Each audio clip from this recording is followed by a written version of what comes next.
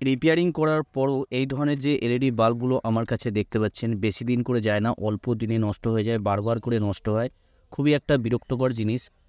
কোম্পানিযুক্ত যে এলইডি বাল্বগুলো আছে, এই ধরনের যে কোম্পানিযুক্ত এলইডি বাল্বগুলো আছে, এই এলইডি বাল্বগুলো মার্কেট থেকে যখন কিনা হয় 1 বছর করে কোম্পানি গ্যারান্টি দেয়। 1 বছর যখন হয়ে যায় তখন এই এলইডি বাল্বগুলো যখন খারাপ হয়ে যায়, তো খারাপ হয়ে যাওয়ার পরে রিপেয়ারিং করা হয়। রিপেয়ারিং করার অনেক রকম পদ্ধতি আপনারা দেখেছেন বা অনেক রকম পদ্ধতি দিয়ে কাজ করেছেন। কিন্তু কাজ করার পর বা ঠিক করার পর বা রিপেয়ারিং করার পর কী হয়, এলইডি বাল্বগুলো নষ্ট হয়ে যায়, বেশি দিন করে যায় না। খুব বেশি হলে 1 সপ্তাহ 2 সপ্তাহ, অনেক সময় কী হয় রিপেয়ারিং করার পরও আধ ঘন্টা 1 ঘন্টা পর নষ্ট হয়ে যায়। আমি আপনাদেরকে এই ভিডিওটার মধ্যে এমন একটা সিস্টেম দেখিয়ে দেবো বা এমন একটা নতুন ট্রিক্স আপনাদেরকে বলে দেবো, এই এলইডি বাল্বগুলো রিপেয়ারিং করার পরও আপনারা 5 থেকে 6 বছর ব্যবহার করতে পারবেন। একদম সহজ সরল সিস্টেম, যে কেউ এই কাজটা করতে পারবেন, কোনো জায়গায় নিয়ে যাওয়ার দরকার পড়বে না। বারবার যে এলইডি বাল্বগুলো রিপেয়ারিং করার পর নষ্ট হয়ে যায়, ওই নষ্ট হওয়া থেকে পুরোপুরিভাবে আপনারা মুক্তি পাবেন। এইখানে দেখুন, এইখানে যে আমি 3 পিস এলইডি বাল্ব নিয়েছি, এইখানে 3 পিস এলইডি বাল্ব 3 রকম কোম্পানি আছে। আমি যে সিস্টেমটা দেখাবো আপনাদেরকে, যে ওই সিস্টেমটা বা ওই ট্রিক্সটা কাজে লাগিয়ে আপনারা দীর্ঘদিন এই এলইডি বাল্বগুলো ব্যবহার করতে পারবেন, বারবার করে নষ্ট হওয়ার কোনো রকম সম্ভাবনা থাকবে না। এইখানে দেখুন 3 রকম কোম্পানি আছে। যে কোনো কোম্পানির হোক, যে কোনো ওয়ার্ডের হোক, কোনো রকম সমস্যা হবে না। তাতে 9 ওয়াট হোক, 15 ওয়াট হোক, 20 ওয়াট হোক, কোনো রকম সমস্যা নেই, একই সিস্টেম। আর যে কোনো কোম্পানি হোক, কোনো রকম অসুবিধা হবে না। এইখানে এবার আপনাদেরকে দেখিয়ে দেবো কীভাবে এই কাজটা করবেন সহজেই নিজেদের বাসা বাড়িতে। এইখানে দেখুন, এই এলইডি বাল্বটাকে আমি এই কাজটা করে দেখিয়ে দেবো। এইখানে এবার টেস্ট করে দেখাবো। এইখানে তার জন্য আমি সরাসরি ডাইরেক্ট 220 ভোল্ট এসি সাপ্লাই নিলাম। এইখানে সাপ্লাই নেওয়ার পর এইখানে আমি সরাসরি এবার হোল্ডারের সাথে সংযুক্ত করব। এইখানে দেখতে পাচ্ছেন এলইডি বাল্বটা কোনো রকমভাবেই জ্বলছে না। এইখানে ডাইরেক্ট 220 ভোল্ট যে এসি সাপ্লাই, সেই এসি সাপ্লাইটা আছে নাকি আপনাদেরকে দেখিয়ে দিই। তার জন্য আমি একটা এলইডি নেবো। এলইডিটা নিয়ে আমি এখানে জ্বালিয়ে দেখিয়ে দেবো। এইখানে দেখতে পাচ্ছেন সরাসরি ডাইরেক্ট 220 ভোল্ট এসি সাপ্লাই আছে। এইখানে আমি একটা বড় অন্য এলইডি বাল্ব আমি আপনাদেরকে জ্বালিয়ে দেখিয়ে দিচ্ছি। এখানে 0 ওয়াটের এলইডি বাল্ব জ্বালিয়ে দেখালাম। এইখানে এই এলইডি বাল্বটা জ্বালিয়ে আপনাদেরকে দেখিয়ে দিচ্ছি। এখানে দেখতে পাচ্ছেন সরাসরি ডাইরেক্ট 220 ভোল্ট এসি সাপ্লাই আছে, কোনো রকম সন্দেহ নেই। এবার আমি এই এলইডি বাল্বটাকে আমি আরেকবার আপনাদেরকে জ্বালিয়ে দেখিয়ে দেবো। এখানে দেখতে পাচ্ছেন কোনো রকমভাবে এলইডি বাল্বটা জ্বলছে না। এখানে প্রথম কাজ আপনাদেরকে যে কাজটা করতে হবে, একদম নতুন সিস্টেমে আপনাদেরকে দেখিয়ে দেবো, ভিডিওটা অবশ্যই শেষ পর্যন্ত দেখবেন। এইখানে দেখুন, এইখানে যে এসএমডি এলইডিগুলো আছে, এখানে যে এমসিবিসিবির ওপর যে এসএমডি এলইডিগুলো আছে, এইখানে কিন্তু কোনো রকম এসএমডি এলইডি যে খারাপ আছে বা ব্ল্যাক হয়ে আছে, কোনো রকম কোনো কিছু বুঝতে পারা যাচ্ছে না। প্রথম স্টেপ যে কাজটা করতে হবে আপনাদেরকে, এইখানে ভোল্টেজটা মেপে নিতে হবে। এইখানে ভোল্টেজ মাপার জন্য এইখানে আমি সরাসরি আবার সংযুক্ত করলাম এসি সাপ্লাইয়ের সাথে। আমি একটা মাল্টিমিটার নেবো। মাল্টিমিটার নিয়ে এইখানে 200 রেঞ্জে রাখবো, ডিসি 200 রেঞ্জে রাখবো। আমি 200 রেঞ্জে রেখে আমি ভোল্টেজটা প্রথমে মেপে নেবো।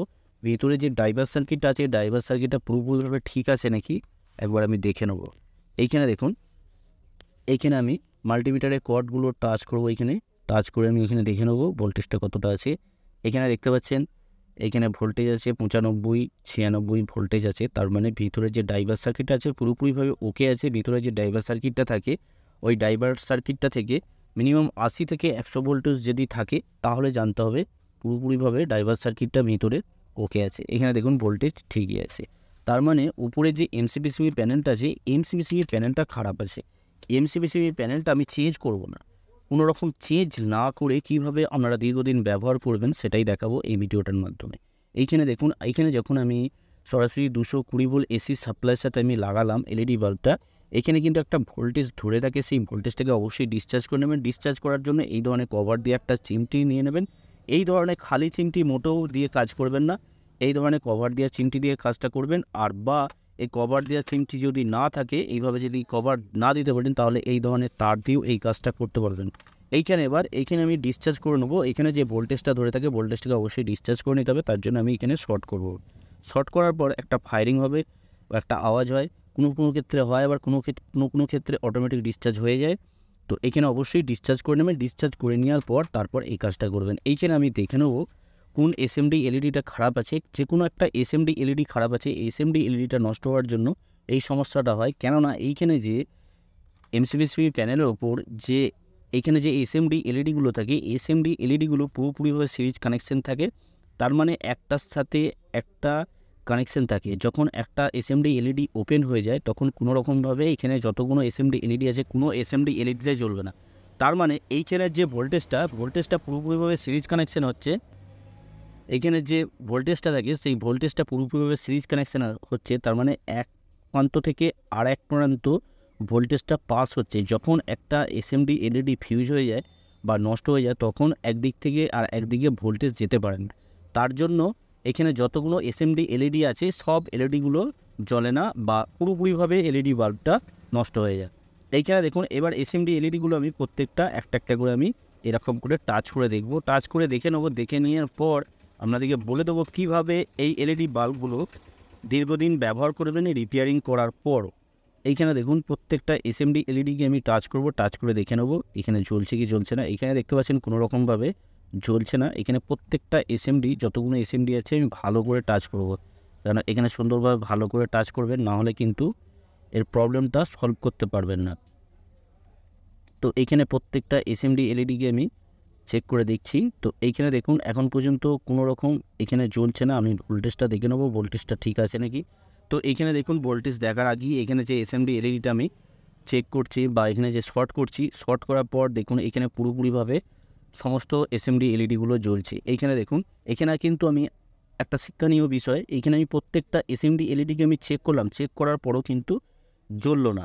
তার মানে কি হচ্ছে, এখানে যে চিমটিটা আমি টাচ করছি, চিমটিটা ভালোভাবে টাচ করতে হবে, না টাচ করলে কিন্তু এখানে সমস্যাটা ক্লিয়ার করতে পারবেন না। এবার এই ধরনের চিমটি যদি না থাকে বাসা বাড়িতে তাহলে কীভাবে কাজটা করবেন, দেখুন এই ধরনের একটা টুকরো তার নিয়ে নেবেন। এই ধরনের টুকরো একটা তার নিয়ে এবার এইখানে দেখুন, এইখানে যে এসএমডি এলইডিটা আমি চেক করলাম, এই এসএমডি এলইডিটাকে আমি টাচ করব। এইখানে দেখুন এইভাবে আমি টাচ করব। তো দেখে নেবো এখানে জ্বলছে কি জ্বলছে না। এখানে ভালোভাবে ধরবো, ধরে আমি টাচ করে দেখে নেবো। এইখানে এই ধরনের টুকরো তার দিয়েও আপনারা এই কাজটা করতে পারবেন। দেখতে পাচ্ছেন এখানে পুরোপুরিভাবে এখানে যে এলইডিটা জ্বলছে, এখানে ভালো করে কিন্তু টাচ করতে হবে, না হলে লুজ কন্টাক্ট হলে এই কাজটা করতে পারবেন না। এইখানে দেখুন এইখানে আমি ভালো করে টাচ করে আপনাদেরকে দেখিয়ে দিচ্ছি। তো দেখতে পাচ্ছেন এখানে এলইডি বাল্বটা পুরোপুরিভাবে জ্বলছে। এইভাবে ভালো করে টাচ করে দেখে নেবেন, কোনো রকম যেন লুজ কন্ট্যাক্ট না থাকে। এবার আমি এখানে যে এসএমডি এলইডিটা আছে, এই এসএমডি এলইডিটাকে আমি মার্ক করে দেবো, কেননা এই এসএমডি এলইডিটার উপরেই আমি কাজটা করব। এইখানে মার্ক না করলে কী হবে, অনেক সময় সমস্যায় বুঝতে পারা যায় না, ঠিক কেননা এখানে কোনো রকমভাবে ব্ল্যাক হয়ে নাই, কোনো রকমভাবে বুঝতে পারা যায় না যে এই এসএমডি এলইডিটা খারাপ আছে। তো এইখানে আমি মার্ক করে নেবো, মার্কার দিয়ে এইখানে দেখুন এইভাবে আমি মার্ক করে নিলাম। এবার কি করব, এখানে আমি প্রথমেই আপনাদেরকে বলেছিলাম এখানে যে ড্রাইভার সার্কিটের যে ভোল্টেজটা ধরে থাকে, ভোল্টেজটাকে অবশ্যই ডিসচার্জ করে নেবেন। এখানে আমি দেখে নেবো ভোল্টেজ ধরে আছে নাকি। তো না, এখানে ভোল্টেজ ধরে নেই, অটোমেটিক ডিসচার্জ হয়ে গেছে। এবার আমি একটা স্ট্যান্ডে লাগাবো। স্ট্যান্ডে লাগিয়ে এইখানে যে এসএমডি এলইডিটা আছে, এই এসএমডি এলইডিটাকে আমি পুরোপুরিভাবে তুলে নেবো। এইখানে দেখুন, এইখানে এইভাবে আমি এসএমডি এলইডিটাকে তুলে নেবো। এই কাজটা যে কেউ এই কাজটা করতে পারবে, কোনো ভাইদের বা কোনো বন্ধুদের কোনো জায়গায় নিয়ে যাওয়ার দরকার হবে না, বাসা বাড়িতেই করতে পারবেন। এই জায়গাটা একটু পরিষ্কার করে নেবো। পরিষ্কার করে নিয়ে আপনাদেরকে একটা সিস্টেম আমি দেখিয়ে দিই। এইখানে আমি পরিষ্কার করার জন্য একটু পেস্ট দিলাম। এই জায়গাটাকে আমি সোল্ডারিং আয়রন দিয়ে ভালো করে পরিষ্কার করে নেবো। এইখানটা ভালো করে পরিষ্কার করে নিলাম। এইখানে এবার আপনাদেরকে আমি একটা জিনিস দেখিয়ে দিই। এইখানে দেখুন, এইখানে দুটো পয়েন্ট আছে, এইখানে দেখতে পাচ্ছেন এইখানে দুটো পয়েন্ট আছে, একটা সরু পাতি আছে আর একটা চওড়া পাতি আছে। এই দুটো পয়েন্টের সাথে আমি যে কাজটা করে দেখাবো আপনাদেরকে আগেই বলে দিচ্ছি, এই দুটো পয়েন্টের সাথে কোনো রকম যেন টাচ না হয়।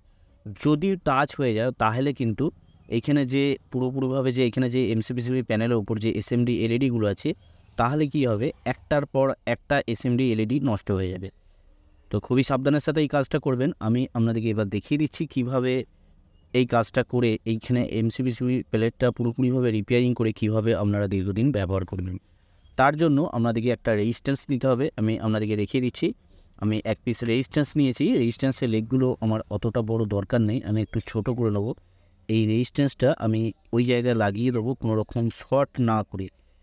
এইভাবে যদি রিপেয়ারিং করেন আপনারা, তাহলে এই এলইডি বাল্বগুলোকে অনায়াসে আপনারা দীর্ঘদিন ব্যবহার করতে পারবেন।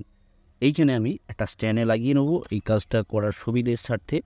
এইখানে আমি লাগিয়ে নেওয়ার পর এইখানে রেজিস্ট্যান্সের লেগগুলো আমি ভালো করে পেস্ট লাগিয়ে নেবো। তবে এইখানে এই রেজিস্ট্যান্সটার যে দামটা একদম খুবই কম, বেশি বাসা যদি নেওয়া হয় খুব বেশি হলে 10 থেকে 15 পয়সা পিস পড়বে, তার বেশি খরচা হবে না। মাত্র 10 থেকে 15 পয়সা খরচা করে এই এলইডি বাল্বগুলো 1 বছর যে গ্যারান্টিযুক্ত থাকে, তারপরও আপনারা অনায়াসে 4 থেকে 5 বছর ব্যবহার করতে পারবেন। এইখানে দেখুন আমি সুন্দরভাবে এই জায়গাটা সোল্ডারিং করে দেবো। এইখানে কোনো রকম দুটো পয়েন্টের সাথে যেন না টাচ থাকে, আমি বারবার বলে দিচ্ছি। যে পয়েন্টের সাথে আমি কোনো রকম এই যে রেজিস্ট্যান্সটা লাগাচ্ছি, এই রেজিস্ট্যান্সটা কোনো রকম দিক নাই, আপনারা যেদিকে খুশি লাগাতে পারবেন, কোনো রকম অসুবিধা হবে না। এইখানে আমি সুন্দরভাবে এই জায়গাটা দেখুন, আমি এই জায়গাটায় সুন্দরভাবে সোল্ডারিং করব। এখানে দেখুন সোল্ডারিংটা করার পরও আপনাদেরকে দেখিয়ে দেবো অনেক ভাইদের কি সমস্যা হয়। এইখানটা যে সোল্ডারিং করা হয়, সোল্ডারিং করার পর এইখানে যে দুটো পয়েন্ট আছে, এই দুটো পয়েন্টের সাথে বেশিরভাগ সময় শর্ট করে ফেলে। তো শর্ট করলে কি হবে, তাহলে এই এলইডি বাল্বটা বেশি দিন আপনারা ব্যবহার করতে পারবেন না। কোনো রকম এখানে যে রেজিস্ট্যান্সটা লাগানো হচ্ছে, এই রেজিস্ট্যান্সের কোনো রকম কাজ থাকবে না।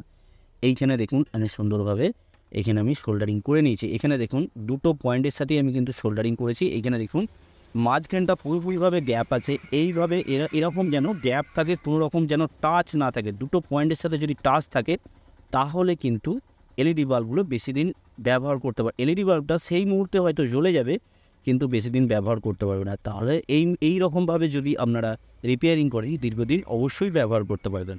এবার আমি এলইডি বাল্বটাকে জ্বালিয়ে দেখাবো। এখানে সরাসরি ডাইরেক্ট 220 ভোল্ট। আমি এখনও কিছু কিন্তু এইখানে যে আমি রেজিস্ট্যান্সটা লাগিয়েছি, এই রেজিস্ট্যান্সটার মান আমি বলে দিইনি। আমি রেজিস্ট্যান্সটার মান অবশ্যই বলে দেবো। এইখানে প্রথমে আমি ডাইরেক্ট সরাসরি 220 ভোল্ট এসি সাপ্লাইয়ের সাথে আমি সংযুক্ত করব। সংযুক্ত করে এইখানে আমি দেখিয়ে দেবো আপনাদেরকে যে কতটা লাইট হচ্ছে। এইখানে আমি সাপ্লাই আছে নাকি প্রথমে আমি অন্য এলইডি বাল্ব জ্বালিয়ে আপনাদেরকে দেখিয়ে দিই। এইখানে সাপ্লাই আমি তার জন্য একটা এলইডি বাল্ব নিচ্ছি। এলইডি বাল্ব জ্বালিয়ে আমি আপনাদেরকে দেখিয়ে দিচ্ছি। এখানে দেখতে পাচ্ছেন সরাসরি 220 ভোল্ট এসি সাপ্লাই আছে, এলইডি বাল্বটা পুরোপুরিভাবে জ্বলছে।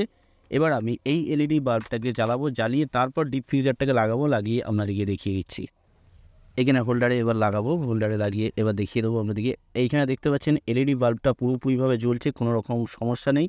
এখানে কোনো রকম ব্লিঙ্কিং নেই, কোনো অসুবিধা নেই। এবার ডিপ ফ্রিজারটা আমি লাগাবো, ডিপ ফ্রিজারটা লাগিয়ে এবার আপনাদেরকে দেখিয়ে দেবো। এইখানে ডিপ ফ্রিজারটা এইভাবে একটা লক থাকে, তো লকের সাথে লাগিয়ে দিলেই ডিপ ফ্রিজারটা লেগে যাবে। এখানে এবার এলইডি বাল্বটাকে জ্বালাবো। তো এখানে দেখতে পাচ্ছেন পুরোপুরিভাবে এলইডি বাল্বটা জ্বলছে, কোনো রকম সমস্যা নাই। মাত্র 10 থেকে 20 পয়সা খরচা করে এই এলইডি বাল্বগুলোকে দীর্ঘদিন আপনারা ব্যবহার করতে পারবেন অনায়াসে। ভিডিওটা যদি ভালো লাগে অবশ্যই একটা লাইক করে দেবেন, লাইক করতে ভুলবেন না। আর এই ধরনের ভিডিও পাওয়ার জন্য অবশ্যই চ্যানেলটাকে সাবস্ক্রাইব করে অন নোটিফিকেশন অন করে রাখবেন। আপনারা সকলেই ভালো থাকবেন, সুস্থ থাকবেন, নিজের খেয়াল রাখবেন। ওকে, থ্যাংক ইউ, ধন্যবাদ।